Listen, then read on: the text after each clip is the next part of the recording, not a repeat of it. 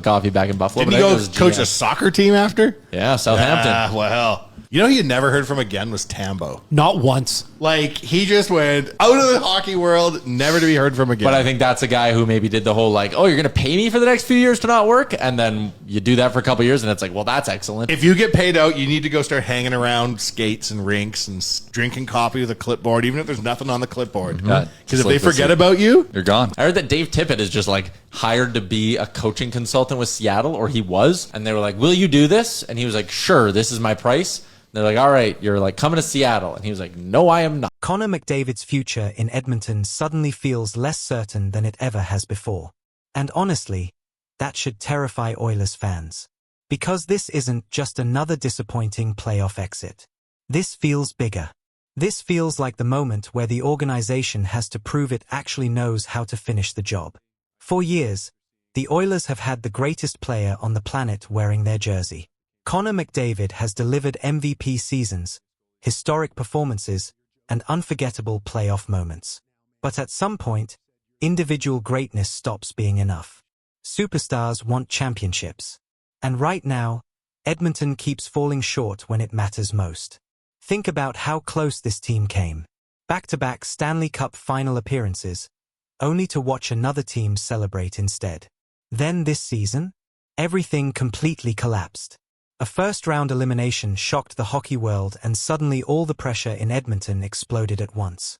That pressure finally led to a major change behind the bench. The Oilers moved on from Kris Knoblauch, and now the biggest question facing the franchise is simple. Who can convince Connor McDavid that Edmonton is still the right place to win? Because make no mistake, this coaching hire is no longer just about systems or line combinations. It's about trust. It's about leadership. It's about showing the best player in hockey that this organization still has a real plan. And two names keep standing out above the rest. Bruce Cassidy, Peter Laviolette. Two experienced coaches. Two respected hockey minds.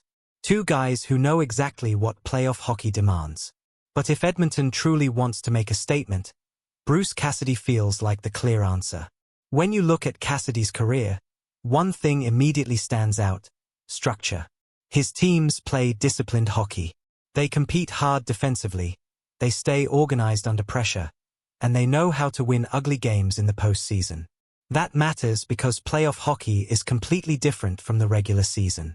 Talent alone doesn't carry you through 4 rounds. Discipline does. And Cassidy has consistently built teams that understand that balance. In Boston, he helped turn the Bruins into one of the league's most reliable contenders year after year. His teams weren't just talented, they were difficult to play against. Fast, physical, aggressive, and smart. Then he went to Vegas and immediately kept that winning culture alive. That kind of resume gets players' attention. Especially a player like McDavid.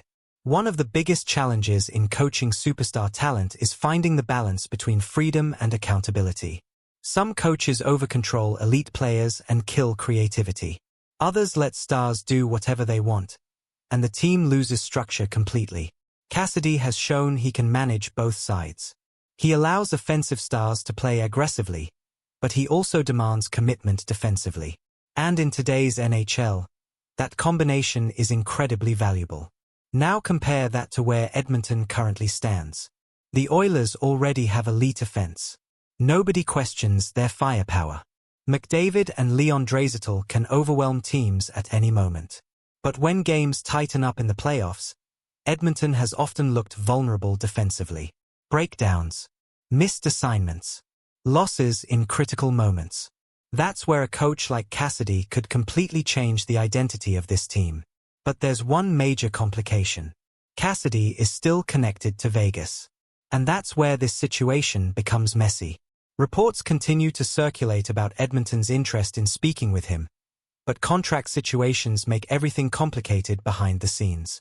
The Golden Knights still control the situation, and until that changes, the Oilers are stuck waiting. That waiting game is dangerous, because Edmonton cannot afford another uncertain offseason. They cannot afford another gamble. And they definitely cannot afford to look unprepared while Connor McDavid watches everything unfold. Whether fans want to admit it or not, Every decision the Oilers make now will be judged through one question. Does this move increase the chances of McDavid staying long-term? That's the reality. Franchise players eventually lose patience when championships never arrive. We've seen it happen in sports before. Great players reach a point where loyalty alone isn't enough anymore. And honestly, nobody could blame McDavid for feeling frustrated. He's carried unbelievable expectations for years. He's delivered under pressure. He's elevated the league itself. Yet the ultimate reward still hasn't come. At some point, Edmonton has to match his level of urgency. That's why this coaching search matters so much. Peter Laviolette would absolutely bring experience and credibility. There's no question about that. He's coached in massive markets, handled difficult locker rooms, and won at high levels before. But Bruce Cassidy feels different. He feels like the kind of hire that immediately changes the mood around the organization. The kind of hire that tells players, fans, and maybe most importantly Connor McDavid himself, that the Oilers are done experimenting, done waiting, done wasting opportunities. Because opportunities like this don't last forever. You don't get unlimited years with the best player in hockey. Eventually the pressure catches up. Eventually tough conversations happen. Eventually a superstar starts wondering whether another organization might give him a better chance to finally win it all. That's why this offseason feels so important. Not next year.